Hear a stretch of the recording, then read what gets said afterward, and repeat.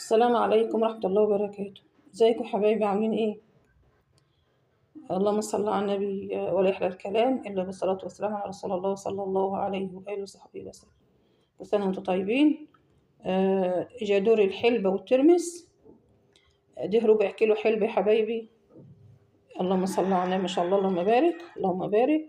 نجيتها كويس كويس جدا، نظيفة وحلوة ازاي، وغسلتها من بالليل، يعني من ليلة امبارح يا حبايبي. ماشي، من ليلة امبارح من بالليل. نظيفة وحلوة ازاي، غسلتها غسيل حلو ونجيتها حلو برضو، وحطيت عليها المية زي ما انتوا شايفين كده من بالليل. ماشي، ده الحلبة اللي هنزرعها عشان العيد. كل سنة وانتوا طيبين. طيب تعالوا بقى نشوف الترمس معانا. بسم الله. معانا كيلو ترمس بلدي، كيلو ترمس بلدي.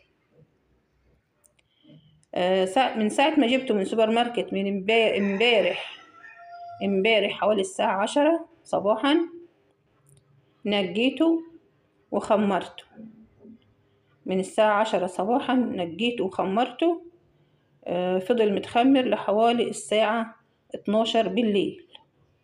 كانت الحباية ما شاء الله زادت وملا الحلة زي ما انتوا شايفين كده، وجينا سلقناه بالليل. شايفين الترمس ما شاء الله اللهم بارك. ده البلدي يا حبايبي، انا مش بحب السريع. دي في فايدة كتير اكتر من ده كتير جدا جدا. فوائده كتيرة لكل، يعني كل الامراض اللي في الجسم والمفاصل والقلب والكبد والكلى، كل سبحان الله يعني. فوائده كتيرة جدا للإنسان، البلدي بالذات. ماشي، وده حلو برضو. السريع بيقولوا عليه السريع.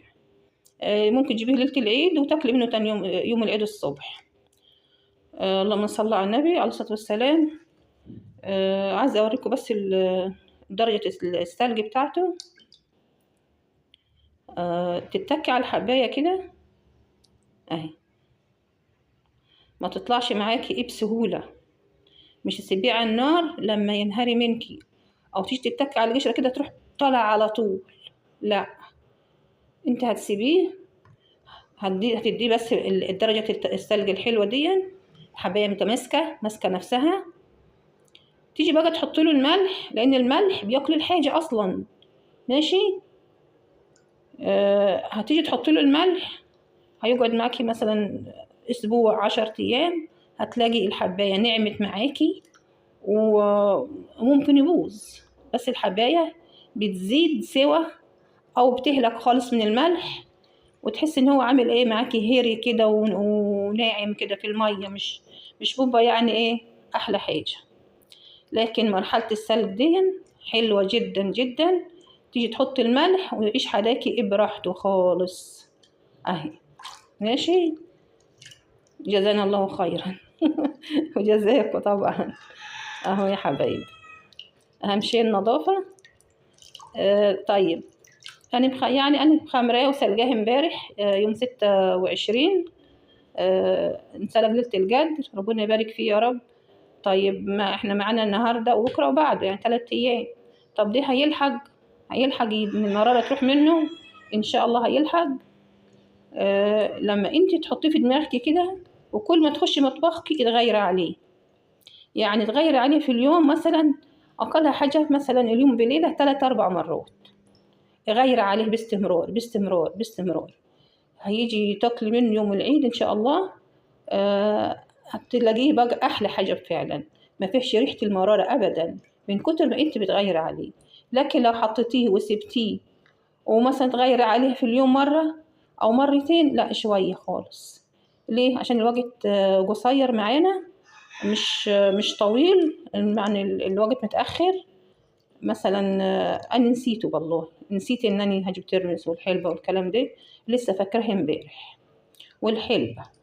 فزي ما انتم شايفين كده، يا رب يعني كل سنة وانتم طيبين. واللي يفتكر يكون مثلا خمروا من اول امبارح ولا من يومين فاتوا، ان شاء الله معهم يبقى في وقت. لكن انا طبعا الوقت بتاعي قصير، عشان كده انا هغير دي تاني مرة اغير عليه النهارده. دي تاني مرة هغير عليه النهاردة، لسه بعد الظهر بشوية، لسه هغير عليه كمان مرتين أو 3 مرات. طول ما نقف في المطبخ أغير عليه. كل انت ما بتغيري المية دي بتنزل المرارة منه، كل مرة تغير عليه بتنزل المرارة منه، عشان كده بيبقى كويس. ماشي حبايبي.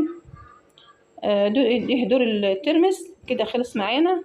لسه دور الحلبة بقى هنشوف هنعمل فيه ايه، ونشوف المرحلتين الفضل. حبايبي انا مش عندي فخار، اللي عنده فخار يعمل اللي انا هقول له عليه. طبعا الفخار فيه زي هما كده الحلبة تقريبا مخصوصة، يعني بيبقى فيهم خرم كده من تحت، زي البولات كده. هاتيهم لو هو تحت ايديكي يعني تقدري تجيبيهم، هاتيهم وحط فيهم الحلبة في كل بولة كده شوية، بتبقى شكلها حلو جدا. طيب انا ما عنديش، انا عارفه شفت حطيت الحلبة مش كلها عشان الحلبة بتزيد، حطيتها في الدورق. هتشوفوا رسمة الحلبة حلوة جدا ان شاء الله، هوريها لكم. طبعا هنسيبها كده في الدورق وهنلفه بحاجة كده مخصصة للحلبة والحاجات دي، وهنشوفها في المرحلة ممكن اللي قبل الأخيرة كمان. عندي النص يعني، دي نصها ولسه ايه في نصها او اقل من نصها شوية، هنحطهم هنشوف حاجة نحطها فيها تدينا شكل حلو. يلا يا حبايبي، كل سنة وانتم طيبين. الترمس ده آخر يوم في رمضان إن شاء الله النهاردة. ربنا يعني يختم لنا بالخير يا رب، اللهم امين جميعا.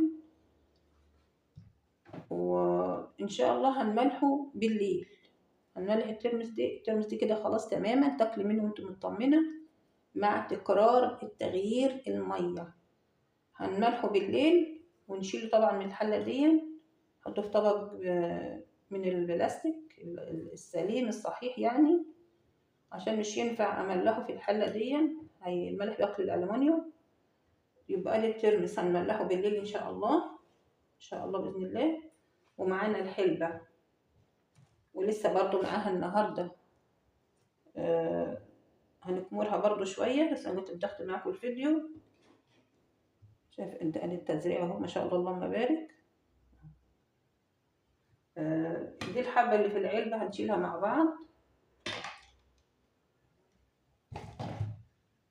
ايه رايكم يا حبايبي؟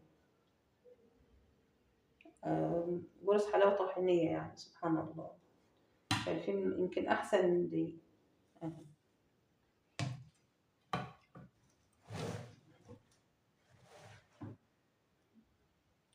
الحلبة كلها مغلفة بالزرع بتاعها ما شاء الله اللهم بارك، تحت ومن فوق ومن الجناب كله، شكلها جميل.